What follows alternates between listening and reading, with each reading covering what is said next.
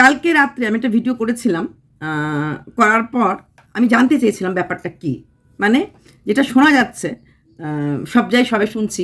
সত্যি কথা বলবো, ব্যাপারটা শুনে আমি কিছু জানি না। কী সম্বন্ধে দিদি বলছেন, এত উজ্জ্ব কথা কেন বলছেন? অ্যাকচুয়ালি একটা বাচ্চা সংক্রান্ত ব্যাপার তো, কিছু বলতে পারছি না।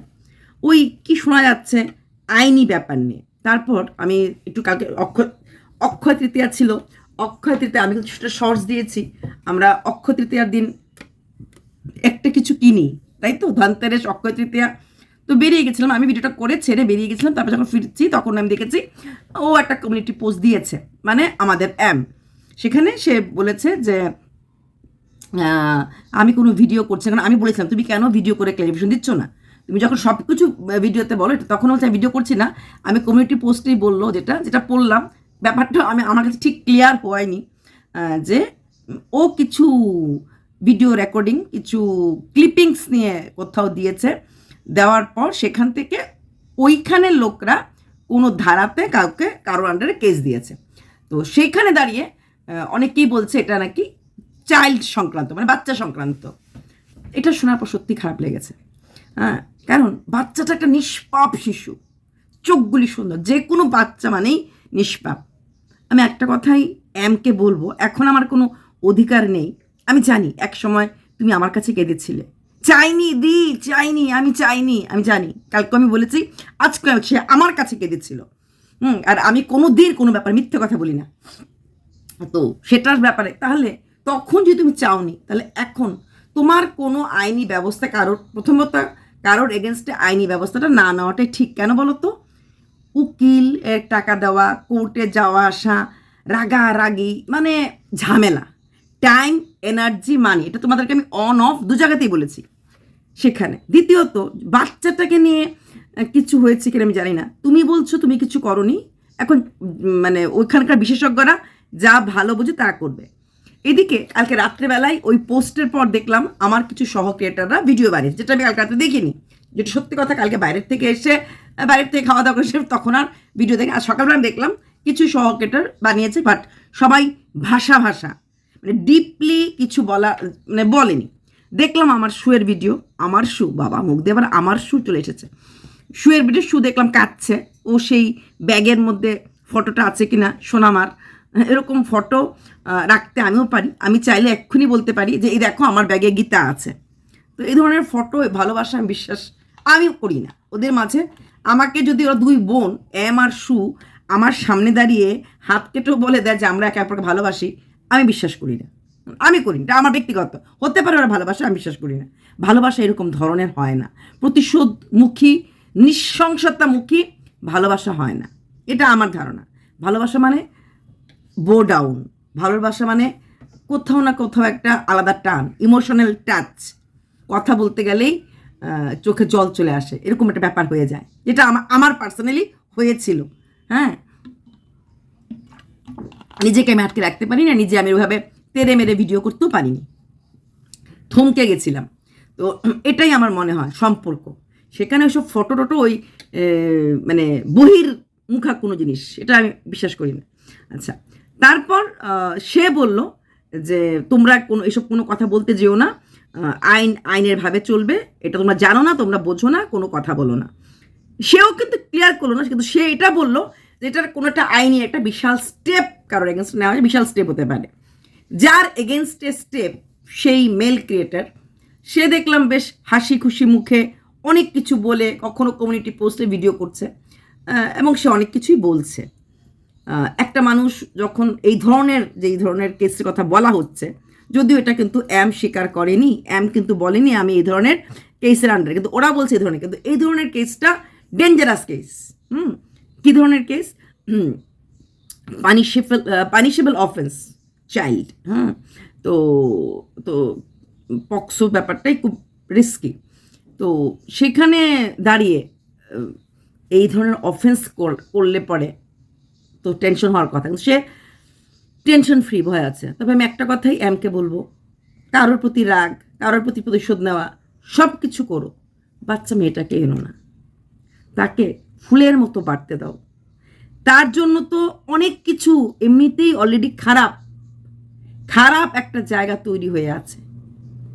জানো আজকালকাল বড় বড় কোম্পানিতে চাকরি করতে গেলে মা বাবার পুলিশ রেকর্ড চেক করা হয়, হাই প্রোফাইল কোম্পানিগুলিতে ভালো পোস্টে গেলে। তোমার মেয়ে ঠাকুর কুরুকাল যেটা ভালো পোস্টে যায়, ভালো চাকরি, তোমার পিস্তুত বোন ডাক্তার, এরা কত কোয়ালিফাইড, এটা তো তোমার দূরের না, তোমার আপন পিস, তোমাদের পরিবার এটা আছে, শিক্ষা দীক্ষাটা অনেকটা আছে, তাহলে সেখানে দেয় তোমার মেয়ে যদি আজকে সেই দাদুর বাড়ির ধারা পায় এবং এরা যদি অনেক বড় কিছু হয়, সেখানে বাবা মার এই যে কোর্ট কাচালি এগুলো জানো তো অনেক এফেক্ট হয়, অনেক এফেক্ট হয়। কি দরকার? মেয়েটাকে ছেড়ে তোমরা করো, তোমরা হাজব্যান্ড ওয়াইফ যা খুশি করো, তোমাদেরকে কোনো কিছু বলার অধিকার, বাচ্চাটাকে না ছেড়ে দাও। কারণ ওরা যেভাবে বলছে আমার সহক্রিয়েটাররা, আসলে তা বুঝি না তো কারটা ঠিক না। এম যদি কিছু বলতো ক্লিয়ারলি, তাহলে এম বলে আমি তো লিখিয়ে দিয়েছি, লিখে দিয়েছো, কিন্তু আমি না ঠিক মানে পড়েছি, বুঝেছি তুমি সেই ধারাতে দাওনি, ধারাটা অন্য কেউ ঠিক করেছে, ধারাটা ঠিক করলে কি হয় সেটা আমি ঠিক বুঝতে পারিনি। আচ্ছা, পোক্সো, চা খাচ্ছি, আবার বলবে কি খাচ্ছি, এটা ডাউট। দেখো চা যারা তো গ্লাসে নিয়েই খাই, কারণ অনেকটা সময় গরম থাকে। পোক্সো ব্যাপারটা আমি জানি সেটা কিসের হয় না হয়। তো এইটাতে হ্যারাসমেন্ট ব্যাপারটাও হয়, কাউকে কেউ হ্যারাস করেছে, কাউকে কেউ অন্যরকমভাবে মানে এমন কিছু কথা বলে যেটা থেকে না একটা চাইল্ডের মেন্টালিটির উপরে প্রেশার পড়ে, এই জিনিসগুলোও কিন্তু পক্সোর আন্ডারে আসতে পারে। তো আমার এক কলিগ ছিল, আমি তখন চাকরি করতাম মেঘালয় কেভিতে, তো ব্যাড টাচ গুড টাচ জমানা জানো তো, তো সে বিহারের ছিল মানুষটা। তো হঠাৎ করে দেখলাম স্কুলের মাঝে, আমরা তখন কি বলে এটাকে গেম পিরিয়ড চলছিল না, ইয়ে ছিল বুধবারের কি থাকে গ্রুপ, বিভিন্ন গ্রুপ থাকে না ইয়েতে স্কুলের মাঝে, তো এদের একটা কিছু প্রোগ্রাম চলছিল, কম্পিটিশন চলছিল কিছু একটা, পোয়েম বা something like that, group competition. হঠাৎ দেখলাম আমার যে জেন্টস টিচাররা উঠে চলে গেল, কিছু একটা হয়েছে। আমি কিন্তু বুঝলাম না, যার সম্বন্ধে হয়েছে সে আমার পাশেই বসা ছিল, একদম হালকাভাবে কথাবার্তা বলছিল। অন্য টিচাররা কিন্তু কিছু আমাকে বুঝতে দেয়নি, কারণ যেহেতু ওরা আমাকে বাঙালি এবং আমি মেঘালয় মানে শিলংয়ের লোকাল, তো আমাকে কিছু বলছিল না। আমি ওই ছিলাম ওখানটাতে, আর 3-4টা জেন্টস টিচার ছিল, যেহেতু ইংলিশ কম্পিটিশন ছিল, তো আমাকে এখানে আমাকে থাকতেই হয়েছিল। তারপর যখন আমি ছুটির পর যখন আমি বাসে আসতাম, আর্মি বাসে, তো আমাকে হঠাৎ করে বলছে, ম্যাডাম ক্যা হুয়া আপকা সেকশন হ্যাঁ, ক্যা হুয়া, আমি তো জানি না, কিন্তু আমাকে কিছু বলেনি। তখন একটা কাহিনী শুনলাম যে এই স্যারটা এরকম একটা মেয়ের, ছোট্ট ক্লাস 4-এর বাচ্চার ব্যাড টাচ শুনে তো আমি আকাশ থেকে পড়লাম। তারপর আমি বললাম কই, আমি তো কিছু জানি না, আমাকে তো কিছু বলে, আমি স্যারের সঙ্গে কথাও বলেছি, আমাকে তো কেউ কিচ্ছু বললো না। বলে এটা তো এরকম তার দিদির কাছে মেয়েটা কেঁদে কেঁদে বলেছে। তারপর একজন আমাদের সঙ্গে যারা নর্থ ইস্টার্ন ট্রাইবরা না ভীষণ মানে ওরা মাতৃতান্ত্রিক পরিবার, ওখানকার মেয়েরাই সব কিছু করে, আমাদের মতো না। তো ওই ম্যাডাম উনি ছিলেন মিজো, তো মিজো তো ডেঞ্জারাস, তো যখন শুনেছে যে এরকম হচ্ছে, সঙ্গে সঙ্গে প্রিন্সিপালের রুমে গেছে, কিন্তু প্রিন্সিপাল স্যার ব্যাপারটাকে ভাও দেয়নি প্রিন্সিপাল স্যার। এটা যদি ভাও দিতে ব্যাপারটা হতো না, যে স্যার বকাবকি করেছে। ইন দ্য মিন টাইম যখন ছুটি হয়েছে, এই বাচ্চার প্যারেন্টসের কাছে বাচ্চাটা গিয়ে বলে দিয়েছে, মানে বড় দিদি আরে যেই বলেছে বাচ্চার দাদা মানে দাদা মানে দাদাজি, সেও একটু ছিল পাওয়ারফুল, সে ছিল, মেয়েটা ছিল মারোয়ারি। তো ওরা করে দিয়েছে লোকাল থানাতে কমপ্লেন করার পর, এটা যেহেতু আর্মি এরিয়াতে কিন্তু কখনোই সিভিল পুলিশ আসতে পারে না, কিছুতেই আর্মি এরিয়াতে সিভিল পুলিশ পারবে না। এদিকে এই স্যার এতটা পাওয়ারফুল ছিল বিহারের, উনি বিহারের গভর্নরকে বলছেন, সঙ্গে সঙ্গে উনি গভর্নরকে কিভাবে কোন দল থেকে ফোন করেছে, গভর্নর আবার মেঘালয় গভর্নরকে ফোন করে দিয়েছে, কারণ যেহেতু এটা আর্মি বেল্টের স্কুলটা, গভর্নরদের আর্মির উপর একটা ইসে থাকে, হোল্ড থাকে, যে স্যারকে এখান থেকে আউট করে দিতে পারলেই হয়ে গেল, স্যার বিহারে বসে রইল, তারপর ট্রান্সফারটা নিলে তো। কিন্তু সেটা মেঘালয়া মেট্রিয়ার্কি ফ্যামিলি, মাতৃতান্ত্রিক পরিবার, ওখানে বাচ্চা আর মহিলাদের রক্ষা করা কি জিনিস, সম্মান কি জিনিস আমি দেখেছি। ও পুলিশ যাবে না, আর্মি ঢুকতে দেবে না, এটা আমি পরের দিন ঘটনা শুনছি, আমি বাড়ি চলে এসেছি। তারপর এসপি থেকে ওই ভেতরের ডিআইজির থেকে লোকাল এসপি নিয়ে ঢুকে তাকে সাথে সাথে অ্যারেস্ট করেছে স্টেটমেন্ট নিয়ে। তো অ্যারেস্ট করেছে সেই সন্ধ্যার সময়ই অ্যারেস্ট করেছে, সন্ধ্যার সময় সাধারণত অ্যারেস্ট নাকি হয় না, কিন্তু মানে কি ইসের এগেনস্ট অনেক কিছু আছে, কিন্তু সেটা সেই রুলটা স্পেশাল কেস এরকম কিছুটা করে ল ভেঙে কীভাবে একটু নিয়েছে। তো এগুলি না একটু দেখেছি জীবনে। তো তারপর তো সেই মানুষ, তবে তাও তাও কিন্তু সেই লোকটার এগেনস্টও কিন্তু পক্সো কেস দেওয়া হয়নি। কেন দেওয়া হয়নি? তার একটা ছোট্ট ছেলে আছে, মানে ভদ্রলোকের একটা ফুটফুটে সুন্দরী বউ, 2 দিন পরে বউ এসেছিল, বউ বিহারের কলেজের লেকচারার, কি দারুণ দেখতে, তার একটা ছোট্ট ছেলে 6 মাসের না 8 মাসের, আর সেই তার হাজব্যান্ড ক্লাস 4-এর মেয়েকে ব্যাড টাচ, এবং একজনকে করেনি। তারপর যখন কথা হলো, এয়ারফোর্সে ছিল ভেতরে, এয়ারফোর্স অন্য আরেকটা মেয়েকেও এরকমভাবে টাচ করেছে। তো সেই সব মানে দেখার পর কিন্তু যেহেতু বাচ্চা আছে ভদ্রলোকের, তার জন্য পক্সো করেনি। তারপরে অন্য অন্য কেস কী করেছে আমি জানি না, তারপরে কী হচ্ছে জানি না, তারপরেও বাট জেলে বহুদিন ছিল। ইনফ্যাক্ট আমি যখন চলে আসি, তারপরে আমি ওই স্কুলটার থেকে শিফটে অন্য একটাতে গেছিলাম আর কি, মানে এটা একটু দূর পড়তো, আর আমার খুব শরীর খারাপ হয়ে গেছিলো তখন, কেবিতেই ছিলাম, অন্য আরেকটা জোনে ছিলাম। হ্যাঁ, আমার বাড়ির পাশেই ছিল, আমার ছেলে মেয়ের স্কুলে আমি চলে এসেছিলাম। তারপর তো ওখানটাতে তো আমি এটা দেখেছি যে এরকম হয়। তো কান্নাকাটি করতো, ভদ্রলোকের মা এসেছিলেন, খুব কান্নাকাটি করেছিলেন, কিন্তু ছাড়তে পারিনি। এর জন্য আমি বললাম বাচ্চাদেরকে টেনে কোনো কিছু করো না কারণ সন্তান হওয়া, সন্তানের জীবনটা ফুলের মতো, বাচ্চাদের যে কখন কোনটা কোন জায়গাতে ইসে হবে, ইম্প্যাক্ট পড়বে আমরা জানি না, আমরা বুঝি না।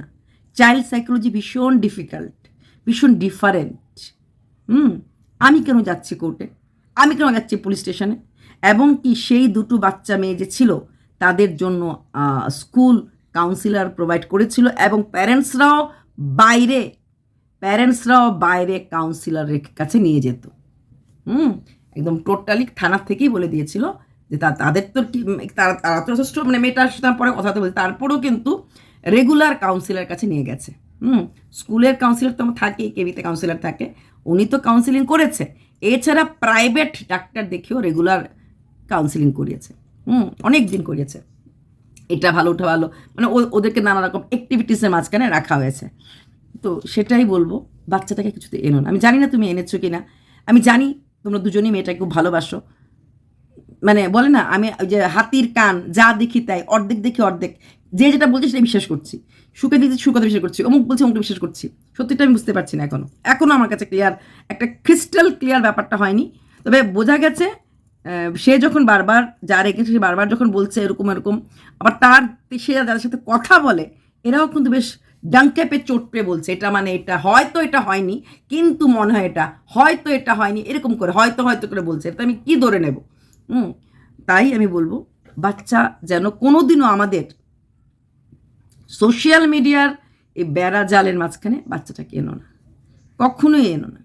তুমি ব্লগার, তোমার সাথে কারোর রাগারাগি, তোমার নামে কেউ বাজে কথা বলছে, জাস্ট ফর মানে তুমি তোমার ভেবে নাও যে তোমার পপুলারিটি, তোমার জন্য সব কিছু হচ্ছে, সেটা তুমি তোমারভাবে হ্যান্ডেল করো, বাচ্চাটাকে নিয়ে কোনো কিছু হ্যান্ডেল হচ্ছে। কারণ যেভাবে আমি কমেন্টগুলি পড়লাম, এবং এখানে 10টা মানুষ 10টার কথা বাচ্চা সঙ্গে লিখবে, কদিন পরে বাচ্চাকে নিয়ে আর কিছু টানাটানি হবে, সেটা মানা যায় না। সেটা মানা যায় না। বাচ্চাদের মনেও কিন্তু অনেক প্রশ্ন থাকে, তোমার সন্তান তোমাকে কোনো ব্যাপারে প্রশ্ন নাও করে, ওদের ভেতরে কিউরিসিটিটা আমাদের থেকে অনেক বেশি থাকে, বাচ্চাদের মধ্যে জিজ্ঞাসু চিহ্নটা বেশি থাকে, কিউরিয়াস মাইন্ড অনেক বেশি থাকে। তাই সেখানে দাঁড়িয়ে আমি একটা কথাই বলবো, বাচ্চার সাথে কোনো রকম যেন হেলাফেলা, আমার ভালোও লাগছে না, বিশ্বাস করো তোমাকে নিয়ে আমি এত ভিডিও করি, সবাই করছে, আমার ওইটা খারাপ লাগে না, কিন্তু এখন যারা বাচ্চাটাকে নিয়ে কথা বলছে না, আমি যদিও বেশি ভিডিও দেখা আমার পক্ষে সম্ভব হয়নি, কারণ তোমাদের আজকে লাইভ ছিল, লাইভ নিয়ে মাস্ত দিয়েছিলাম, কিন্তু বাচ্চাকে নিয়ে একটা দুটো ভিডিও করছে, আজকে দেখলাম আবার দেখলাম আরেকজনও নামিয়েছে বাচ্চাটাকে নিয়ে বলতে। আরেকজন দেখলাম একটা বড় বড়, ভেতরে কি বলছে জানি না, থাম্বনেল বড় বড় দিয়েছে, অমুকের মেয়ে সম্বন্ধে, আমার কাছে ভীষণ অড লেগেছে। না, পারবো না, এরকম থাম্বনেল দিতে আমি পারবো না, আমি একজন আনকমন কন্ট্রোভার্সি, এটা ধরে নাও দিয়েছে দেখলাম, তো আমার এগুলি পছন্দ না, আমি পারবো না। তাই বলবো যা করছো করো, মেয়েকে সরিয়ে রেখে করো, সন্তানকে নিয়ে করো না, কারণ তোমরা নিজেদের ভালো বোঝার মতো বয়স হয়ে গেছে। অনেকে আবার বলছে সু তোমাকে শিখিয়েছে এসব করার জন্য, এই ধরনের আইন আদালত, কারণ সু তোমাকে শিখাবেই বা কেন, আর শিখালেই বা তুমি শিখবে কেন? এটা আমার প্রশ্ন। যারা বলছে না সু শিখিয়েছে, শুয়ে বুদ্ধি দিয়েছে, এটাতে আমি মানতে একদমই রাজি না। কারণ যদি সু শিখিয়ে দেয়, সু তোমাকে বলতেই পারে এক ঝাঁত থেকে লাফ দে, দোতলার থেকে লাফ দে, তুমি লাফ দেবে না তো। তো এর জন্য এখানে আমি শুয়ের কোনো দোষ দেখবো না। বাচ্চাটা তোমার রক্ত, তোমার খুন, তোমার নারী ছাড়া ধন। সু কিছু বললে তুমি শুনবে কেন? মানুষের অ্যাডভাইস তুমি নেবে কেন নিজের সন্তানের ক্ষেত্রে? তো এটা জানি না সুকে ব্লেম করার জন্য বলছে কিনা। যে যাই বলুক না কেন, আমি একটা কথাই বলবো, যেহেতু এখন আমি বলছি আমার কাছে পুরো পিকচার ক্লিয়ার হয়নি, কি হয়েছে না হয়েছে আমি কোনোটাই বুঝতে পারছি না। কারণ যারা নেগেটিভ বলার এরা নেগেটিভ বলবে, যারা পজিটিভ তো অ্যাকচুয়ালি কেউ করছে না, তবে কেউ রুক করে বলছে, কেউ খুব স্পন্টেনিয়াসলি বলছে, আমার কোনোটাই পছন্দ না। একটা কথাই বলবো, বাচ্চাটাকে নিয়ে এবং সহকর্মীদেরকে বলবো, বাচ্চা নিয়ে কোনো কথা না বলাটাই ভালো। কারোর বাচ্চাটাকে আনা মানে ভালো না। হ্যাঁ, আর তোমাদের যদি এরকম কোনো ইচ্ছা থাকে এই ধরনের কোনো আইনি ব্যবস্থা নেওয়া কারোর এগেনস্টে, আমার মনে হয় বাচ্চাটাকে সরিয়ে যদি কিছু করো, বাচ্চাটাকে নিয়ে না। অ্যাকচুয়ালি আমি কোনোদিনই কারোর ব্যাপারে কোনো আইনি ব্যবস্থাটা পছন্দ করি না। মানে উকিল আর কোর্ট শুধু পয়সা খায়, ডাক্তার ওষুধের দোকান শুধু পয়সা খায়, কোনো দরকার নেই। উকিলের টাকাটা দিয়ে একটা ভালো শাড়ি কিনলে কাজ দেবে, যেটা সত্যি আমার মনে হয়। ডাক্তার না যদি সুস্থ থাকতে পারি, হ্যাঁ, তাহলে ওই টাকা দিয়ে অন্য কিছু করতে পারবো। আমি অক্ষদিতে বানাবো, দান্তারাস বানাবো। তো ডাক্তার উকিল আমি কোনোটাই, যতটা হেসে কথা বলছি বা যতটা, আমি সকাল থেকে আজকে এটা নিয়ে ভাবছিলাম, ভেতরে অনেকটা মারা নিজের জীবন দিয়ে বাচ্চাদেরকে বাঁচায়। কদিন আগে দেখছিলাম ওই যে বাংলাদেশের যে হয়েছিল নৌকোডুবিটা, স্টিমার, মা নিজের জানলার মাথাটা নিজের এখান দিয়ে ঢুকিয়ে জানাটা ফাঁক করেছে, সেই ফাঁক করে সেখান দিয়ে বাচ্চাটাকে বার করেছে, বাচ্চার হাতা জানে বাচ্চাটা বেঁচে গেছে। তো মা জানালাটাতে ফাঁক করার জন্য নিজের মাথার উপরে প্রেশার দিয়েছে, মাথার ভেতরে নাকি ঢুকে গেছে রট বলি, নিজের জান দিয়ে বাচ্চার জান বাঁচায়। নিজেদের ইগো, নিজেদের লড়াই স্যাটিসফাইড করার জন্য বাচ্চাকে টেনে এনো না, বাচ্চাটাকে ছেড়ে যা খুশি তা কর। যে আমি বাচ্চার নাম ঢুকালে এটা বেশি জোরদার হবে, বাচ্চাটাকে আনলে জোরদার হবে না, বাচ্চা না, কোনো জায়গায় যেন বাচ্চা নামটা না থাকে। আমি একটা রিকোয়েস্টই করবো, কোনো জায়গায় যেন বাচ্চা নামটা না থাকে। আর তার থেকে বড় কথা, উকিলকে যে টাকা দেবে এর থেকে বেশি টাকা খরচ করে তুমি একটা ভালো শাড়ি কেনো, একটা ভালো গয়না কেনো, অনেক কাজ দেবে। এগুলিকে বলা হয় ইগো স্যাটিসফাইড। আমাদের দেশের প্রধানমন্ত্রীকে লোকে কি না বলছে না, ওরা কানে নিচ্ছে? মমতা দিদিকে বলছে না, ওরা কানে নিচ্ছে না তো। পাবলিক ফিগার সোশ্যাল মিডিয়াতে থাকতে গেলে অনেক কিছু শুনতে লাগে, সেটা ভেবেই না হয় শুনে নাও। ওরা কি প্রত্যেকের নামে কেস করবে? এই কেন বলছিস? আমাদের পার্লামেন্টে মারপিট পর্যন্ত হয়, দেশের শীর্ষ পদাধিকারীরা একে অপরকে মারপিট করছে, বই ছুঁড়ে মারছে, কাগজ ছুঁড়ে মারছে, তো কি হয়েছে? কেস টেস তো হয় না, ওখানের ব্যাপার ওখানেই শেষ হয়ে যায়। কে এসব ঝামেলা করতে যাবে? কেন করবে? এগুলি করে না মানুষ। তার জন্যই বললাম, তোমাকেও এটাই বললাম, এই কাজটা করো না, আগে তোমার মার্জি। চলো বাই। আসবে একটা ভিডিও, পায়েল কি ঝঙ্কার আসবে।